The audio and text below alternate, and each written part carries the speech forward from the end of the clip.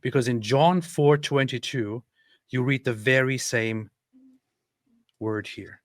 Here, Jesus refers to himself as a Jew. No, actually, he doesn't refer directly to himself as a Jew or Judean here. The lesson of this passage and its usage of Ioudaios, or Jew or Judean, is as a way to first contrast the differences between Judean and Samaritan, but then to supersede both of those categories to bring about a new identity of Christian.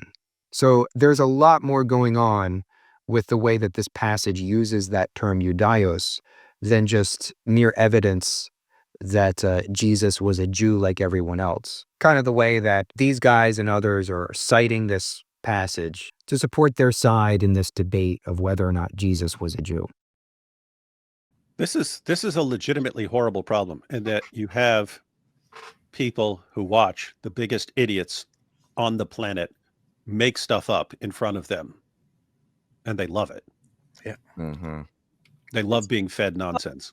So there were a lot of different sects during the time of Jesus. There were the Sadducees, there were the Essenes, there were the Zealots. There were also the So Zealots, Pharisees, and let me see, Zealots. Yeah, Zealots. There were also the Zealots, by the way. Zealot's another one of those words that has multiple meanings. So, like, why is she bringing that up? How could what do you mean? What do you mean, zealot? Yeah. What she's trying to get at here is that the way that Jew is defined during the time of Jesus, you had all of these different sects, and all of them were claiming to represent the true religion of the Jews. The same way that today, that you have all of these different sects of Christians that claim to be the true Christians. We can call them all Christian in a certain umbrella sense, but within these different sects and denominations, they're going to say that, no, we have the true doctrine of Christianity more than the others. There were the Samaritans, there were the Nazarenes. So Jesus was a Nazarene. He was not a Pharisee. He was what Jesus. See, now was, she's confusing categories here. Like, you could be a Pharisee from Nazareth. Yeah. You could be a Pharisee was a religious sect. Nazareth, a Nazarene was someone from Nazareth. You could be both. She doesn't understand.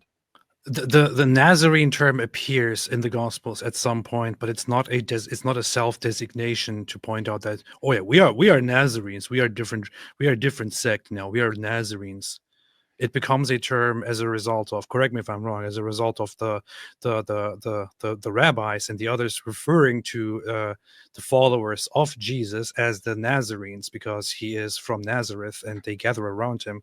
So they start referring to them as a group just as the Nazarenes. This became among early Jews the word for Christians in general, the Nazrim. But this is not a self-designation of a sect or anything like that. I don't think she's arguing that it is a self-designation. She's just employing that term to differentiate between these different sects. So you had the Nazarene sect, which were the early Christians, and then the Pharisaic sect, which would eventually go on to become the Judaism that we know today. So this guy, Michael Jones, he's trying to say that, well, she doesn't know what she's talking about because the Pharisees were a religious sect and Nazarenes were people from Nazareth. She's not using it in that sense to talk about somebody who's from Nazareth. She's using the term Nazarene as it had been used by Jews to refer to the early Christians. And it was used in that way. So it's the same point these guys have made, that the same word can be used for different meanings in different contexts. So Nazarene could have been used for somebody from Nazareth, but later it became a term to refer to early Christians. What she just said would be like saying, oh, he can't be a Democrat because he's a New Yorker. Yeah. Like what are you talking about? New York refers to a specific place, and Democrat refers to like a political ideology. It's like you could be both, or you could be neither, or you could be one but not the other. but you can't say, oh, you can't call him a Democrat because he's a New Yorker or something like that. You sound like an idiot. You can't. He's a Nazarene, so he's from Nazareth. Therefore, he's not the. Yeah, Jesus wasn't part of Yehudism. He was part of Nazarenism. That's where he's from, guys. Kim Iversen is a complete idiot. I mean, like bottom of the barrel. Again, I don't know how many more examples we can show here of them not wanting to engage this in good faith. A lot of what they're doing here is just nitpicking, pointing out the small details, the small errors that she gets wrong, without really arguing against the substance of the points that she's trying to make. But today's modern Jews, and when we say Jews, what we actually mean are rabbinic, how do you say it? It's rabbinic Judaism. These what is whoa, where does she who's the we here when she says what we mean? Who in the blue hell are you talking about here? If you want to say that's what you mean, fine. Don't say that's what we mean now. I'm kind of stuck more on the fact that you speak for no one, you giant clown. I'm stuck more on the fact that she's trying to figure out how to say rabbinic here. Yeah, but she's right. The way that the word Jew is used for people today, even if you want to define it as people who are secular Jews or ethnic Jews or whatever you want to call it, most secular Jews are Ashkenazim, Jews originally from Central and Eastern Europe, and their ancestors would have been the Jews that followed Rabbinic Judaism. That's where the term, the way that it's used today, comes from. The people in Israel who are Jews, pretty much anybody to whom we apply that term Jew today is somebody who either belongs to that cultural and religious tradition of Rabbinic Judaism or whose ancestors belong to that culture and tradition of Rabbinic Judaism. So the word Jew, it is kind of anachronistic because you are using a contemporary word which carries all of its modern connotations for an ancient word that didn't carry all of that same meaning. She just said we call the Pharisees now Jews. So now we're finally getting to what her actual position is. It's the only people that we should reserve the term Jew for the modern descendants of the Pharisees. And that's the only people we can apply the term to. Now, I should note that I'm not very well read in all of these different factions and offshoots and what they believed. But so to further explain this historical context, in Palestine in the first century AD, you had these different sects, the Pharisees, Sadducees, the Zealots, and then with the ministry, death, and resurrection of Jesus, you had the Nazarenes, who, as already noted, became the Christians. The Pharisees are one of the two main factions, along with the Sadducees, that are depicted in the Gospels as being in confrontation with Jesus and his apostles. And there were Pharisees that persecuted and even killed Christians. Saul of Tarsus, who later became the Apostle Paul, he was a Pharisee, and he was actually out there hunting down Christians to be stoned to death for blasphemy, such as in the martyrdom of St. Stephen. Sometime in the aftermath of Rome's sack of Jerusalem and the destruction of the temple in 70 AD, the Pharisaic sect develops into Rabbinic Judaism, which has become the dominant sect of the Torah religion today. So today when we say Jesus was a Jew, what people are trying to tell you is that Jesus was a Pharisee, but he wasn't my Pharisee because God. they're equating. Oh, Lord. No one is saying that. Like, no one is trying to do that. I think I understand her logic here, that to most people, when you say the phrase Jesus was a Jew, people are going to associate the word Jew with Rabbinic Judaism, which again is descended from the Pharisaic Judaism. Most people, especially in America, are not going to make that distinction of what kind of Jew Jesus was. So I think a good argument as to why it's anachronistic to refer to Jesus as a Jew is that we can see from these core differences in the theology between Jews and Christians today that In the same way that Jesus and his teachings conflicted with those of the Pharisees, they also conflict with the main heirs to the Pharisees, the Rabbinic Jews of today. So it is very false indeed to imply that Jesus is a Jew, especially when Rabbinic Judaism is the reference for most people when they hear that statement that Jesus was a Jew. Because the implication there is that Jesus is a Pharisee, when he most certainly was not. Think about how stupid this is. It's in the first century, you had Pharisees. Okay, they're Jews. You had the Sadducees. They're Jews. You had a bunch of different groups that were all Jews. What she's saying is that now when you also have a bunch of different groups who are all Jews, she's saying, but now the word Jew can only apply to the descendants of the Pharisees. That's what she's saying. And that's so Kim, who made you Lord of language that you get to decide? This is so stupid. I mean, this is like extreme narcissist level stuff. Like, I get to go in and I get to tell everyone how they can use words and that they're wrong if they do not agree with the random thing that I'm making up at any given point.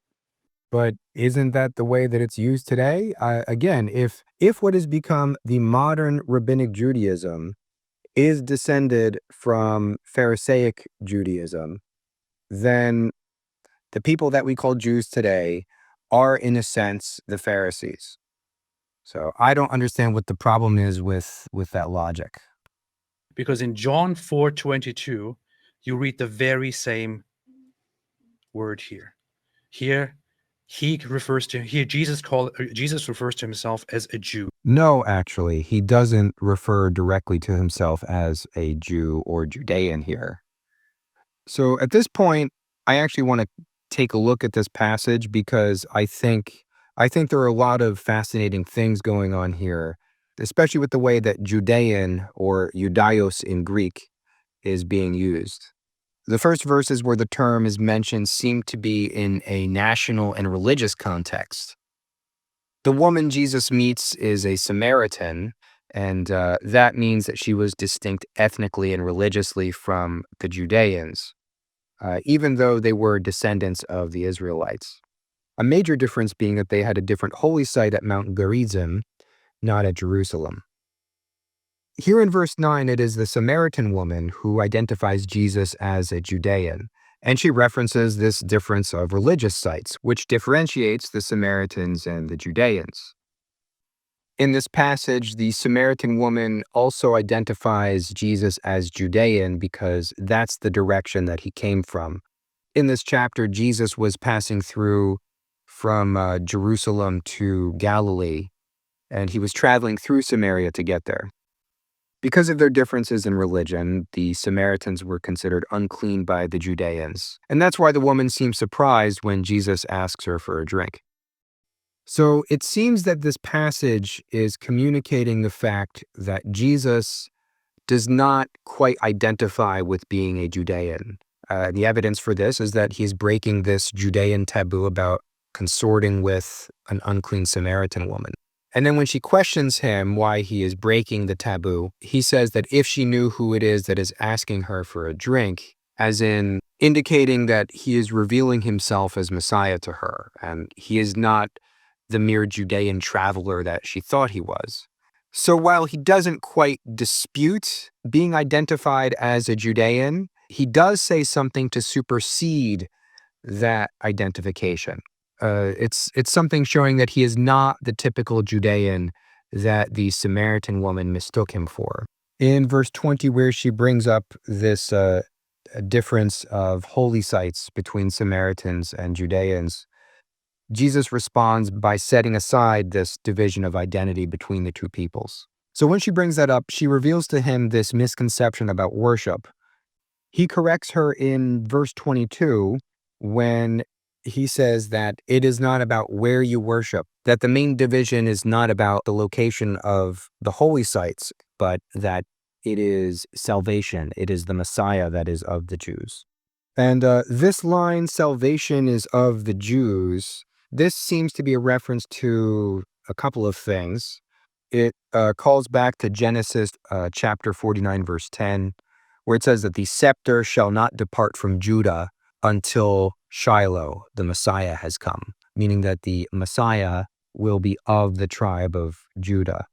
It could also be a reference to the Davidic line, the prophecy that the Messiah would be descended from David. So that seems to be what is meant here by salvation is of the Jews. It's a lot more than just Jesus recognizing that he is a Jew or Judean and she is a Samaritan. It means that through the Messiah, through him and his spirit, that true believers worship. That, again, there's less of an emphasis on this location of holy sites because Christ has become the temple. He has superseded the temple. Verse 24 here says that God is a spirit, and they that worship him must worship him in spirit and in truth. So again, it's this idea that worshiping righteously, worshiping in a way that pleases God, it's de-emphasizing this idea that worshiping God is limited to this specific geographical location. So as a result of this exchange, the Samaritan woman then comes to believe in Jesus as the Messiah, and she goes to tell that news to her fellow Samaritans, and many of them meet Jesus and likewise come to believe in him as the Messiah. So the lesson of this passage and its usage of Ioudaios, or Jew or Judean, is as a way to first contrast the differences between Judean and Samaritan, but then to supersede both of those categories to bring about a new identity of Christian. So there's a lot more going on with the way that this passage uses that term Ioudaios than just mere evidence that Jesus was a Jew like everyone else. Kind of the way that these guys and others are citing this passage to support their side in this debate of whether or not Jesus was a Jew. So yes, Kim, if you accept that Paul called himself a Jew, then you also have to accept that Jesus called himself a Jew. You have just destroyed yourself entirely. Yeah. Well, that's it, folks. That's it. There is no way out of this. Unless you say, "Oh, okay. I was wrong. Actually, Paul didn't call himself a Jew." I can already tell you, if I brought this to her face right in front of her, by her own definition, by her own standard, she just completely destroyed herself. If I brought this in front of her, she would move the goalpost immediately, and go to I mean, what is a Jew anyway? Like definition. Yeah. What an ass. Oh. Oh. Anyway, do you think it's worth even watching any more of her? No, this is so dumb. I can't believe we even have to respond to this and people are convinced by her, but they are. That's what's sad. They're not going to watch any more of this video, but I'm going to look at a couple of more clips from her video because I think there are some further points that need to be made for the sake of this discussion. If you're a Christian, you can't believe that Jesus was a Jew by birth based on those genealogies when you believe that Jesus came from a virgin birth, that Joseph was his adopted father, not his actual biological father. So legally, Jesus would have been a Jude from Judah, from the tribe of Judah. He would have legally been through his adopted father. Of course, most people at the time did not know he came from a virgin birth. So they would have assumed that Joseph was his real father, and he legally would have had the right to the throne, being the king in the prophecy. And this is what Christians are hung up on is they say, well, Jesus had to have been from the line of King David because that's the prophecy was the Messiah would come from the line of King David. Yeah, she is right. As I've already said, that the Jewish religion goes by the matrilineal line. You have to have a Jewish mother to be born into the Jewish religion. But in biblical times, tribal affiliation was patrilineal. According to biblical scholars, it could be bestowed onto an adopted son. So for all intents and purposes, according to the genealogy in the Gospels, because of Joseph being Jesus' adopted father, that made Jesus legally of the house of David. So in this sense, Jesus was a Jew, as in somebody from the tribe of Judah. The early Christians believed they were following true Judaism. They believed they were the real Jews. mean, that is what they believed. So if you're going to use it if you're going to this is where words get tricky, right? If you're going to translate, well, Jesus was a Jew because all of those Christians were Jews, fine, we can go down that road. But then Jews today aren't Jews, they're Pharisees. You would have to just say they're all Jews. Everybody's a Jew. Christians are Jews. Jews today are Jews because that's the Pharisees and these are the Nazarenes and they're all Jews. Okay, fine, then we can widen the term. And I think that's actually probably more accurate. She's making kind of a similar point that I did earlier, pointing out all of these confusing contradictions in the way that we define Jew today. I will go along with Jesus as a Jew if you're going to start saying Christians are Jews and we're going to change the definition of the word. Actually, what she's saying to call everyone, whether they follow Rabbinic Judaism or Christianity or any religion that comes from God's covenant with man, you could refer to that person as a Jew. So Christianity did begin as an offshoot of the Judaic religion. And she's right. The early Christians, they still consider themselves to be Jews. They consider themselves to be the followers of the true religion of the Torah. Actually, this is what Christians believe, that by the establishment of the new covenant with Christ, we Christians are the children of Israel. Israel has become the church. Well, what we also know is that of the 12 tribes of Israel, 10 of them were lost, right? What does that mean they were lost? They didn't just disappear like in the, Atlantis. No, they were lost in that they assimilated into other cultures. So some of the tribes became Christian.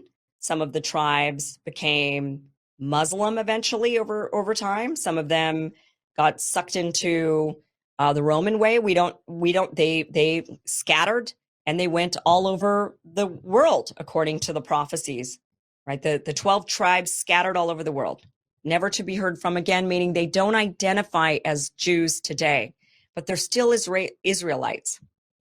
And this kind of flies in the face of the whole point of people like Barry Weiss or Ben Shapiro, that the Jews today are the indigenous people of historic Palestine. Well, if that's the case, then as Kim Iversen is pointing out, there's a decent chance that anyone who has ancestral roots that go back to the Middle East or the Levant or the Mediterranean is descended from one of those tribes of the ancient Israelites. So why doesn't that mean that anyone who is descended from an ancient Israelite should have a claim to live in the modern state of Israel today?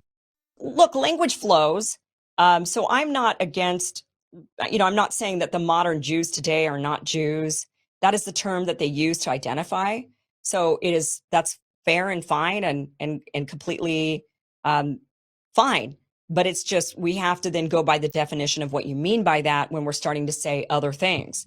And Jesus just wasn't a modern day Jew. He wasn't a Pharisee. He was a Nazarene. That's just, which are now Christians. They're identified as Christians. Yeah, I agree with her. It's despite all the very complicated definitions and usages of the word Jew throughout history, and if we use it to refer to this very specific set of people, that's fine. But as I kind of alluded to prior to this, just by having this very discussion about defining Jew, or anytime someone has this discussion of critically looking at the state of Israel and the behavior of Jewish people, or at least people who label themselves as Jewish, then the typical response is to accuse that person of anti-Semitism. Now, of course, these accusations are almost always going to be made in bad faith. I mean, according to people like Ben Shapiro and his colleague at the Daily Wire, Jeremy Boring, if you say that it is morally evil to intentionally kill Palestinian babies, you are an anti-Semite. So it really just becomes a very convenient and, in a lot of cases, useful tool to shut down all criticism, regardless of whether or not it is warranted and legitimate. Nevertheless, I recognize that there is such a thing as actual anti-Semitism. Saying that, of course, doesn't have to give credence to these bad faith accusations. But I just want to state on the record that I have no feelings of hatred or ill will towards Jewish people or anyone else simply because of their religion or their ethnic heritage or whatever else. I don't even harbor ill feelings towards Zionist Jews or even Zionist Christians for that matter. I think that their beliefs in the best cases are misguided and in the worst cases racist and evil, but they have a right to those beliefs and should have the freedom to voice those beliefs. And I certainly don't want to see anyone suffer harassment or unjust discrimination or persecution or anything like that just because of those factors. That is why I support liberation for the Palestinians, because they have been suffering under apartheid and ethnic cleansing and occupation and all of these abuses. Now, of course, this is not to say that people who have committed crimes in the name of Zionism shouldn't have to face consequences for those crimes, like Netanyahu or Israeli Defense Minister Yoav Gallant, and even Americans who are propaganda agents for the State of Israel, but have failed to register under the Foreign Agents Registration Act. Now, in the aftermath of October 7th, there is a growing realization among average Americans that Israel is a criminal state that indeed exerts a lot of power and influence over U.S. policy, and the so-called deep state of Israel is embedded with the deep state of the United States. So this growing sense of public consciousness has now created new opportunities for anti-Semites to come out of the woodwork and conflate actual concerns about Zionist power, both obvious and clandestine, with protocols of the elders of Zion type conspiracy theories. This is very evident on social media platforms, especially on Twitter or X as it's called now. Now, I realize that some of my remarks in this series of videos can be offensive to some people, but causing offense to someone is never a good barometer for judging whether or not something you say is true or legitimate or worthy of discussion. Now, my remarks that non-believers in God or the Torah do not really meet the definition of Jew, I'm sure people could interpret this as me denying Jewish existence or identity. But if you listen carefully to my argument, it's not that I deny Jewish experience or Jewish persecution. Anti-Semites throughout history, they refused to accept even secular Jews or Jews who converted to Christianity. People in Nazi Germany were persecuted because the Nazis defined a Jew as a race. I don't deny that aspect of people's experiences and those episodes in history are a horrible thing. I'm just trying to point out that there are contradictions with how Jew is defined, especially the way that it's defined officially by the State of Israel. Again, how can Ivanka Trump, who is only a Jew by religion, and Sam Harris, who is an atheist and a Jew by Israel's definition, how can both of these people be Jews, but Brother Daniel, according to the State of Israel, was not a Jew because he had converted to Christianity?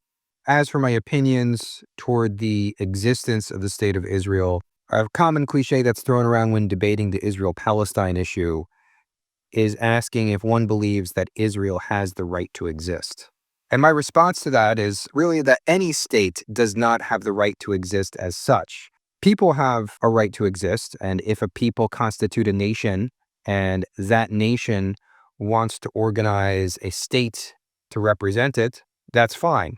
In a lot of cases, the nation continues, but the states will change. Look at Austria, for example. The Austrian people continue to exist, but the Austro-Hungarian Empire and the Holy Roman Empire before it are long gone.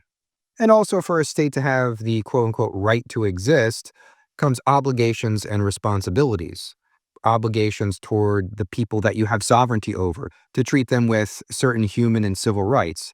There are obligations towards the international community to coexist peacefully with your neighbors. So in the case of Israel, whether or not the State of Israel as such has a right to exist is one question, but the Israeli state does not have a right to exist as an apartheid state, the same way that South Africa did not have a right to exist as an apartheid state. And to treat a group of people over which it has sovereignty as, at best, second-class citizens with limited rights, and at worst, as an occupied people with no rights. Ultimately, what happens between Israel and Palestine, whether there is a mutually agreeable two-state solution or a single state in which Israelis and Palestinians create a new political entity where everyone is treated equally and has the same legal rights, something similar to post-apartheid South Africa. That's not for me to say. I would say at this point that Jewish people have a right to live as citizens of Israel, even those that are descended from European settlers, but they also have obligations to live in peace with their Arab neighbors and afford them legal and human rights that they deserve. I realize it sounds like a pipe dream when one looks at what's happening not only in Gaza, but also in the West Bank. But Israel cannot continue to perpetrate these abominable crimes indefinitely. Its international reputation is already irreparably damaged. IDF members, it's already risky for them to travel abroad for fear of getting arrested for war crimes. Right now, things are at a fever pitch with Israel and its relationship to the Middle East and the rest of the world. There is an Israeli American by the name of Miko Peled. He is the son of a famous Israeli general, but he's also an ardent anti-Zionist and anti-apartheid activist. He believes that the only solution can be a single democratic state along the lines of the model of post-apartheid South Africa. And he believes because of this dire crisis that there is more potential for change now than probably ever before. And it is a change that can happen more rapidly than people might expect. I mean, I think it's fair and fine to believe in your beliefs, so as long as your beliefs don't hurt other people. But unfortunately, there is a belief system right now that is very much harming a lot of people. And I think that is where a lot of us draw a line on beliefs and say, like you can't believe in certain ideologies if those ideologies are going to harm people. And that is why this is an important topic to take on, because there is this ideological underpinning to the statement that Jesus is a Jew, especially if it's being used by Zionists to get Christians around the world to support Israel because Israel brands itself as the state of the Jews, and to get Christians around the world to identify with what is, frankly, their racial supremacist ideology.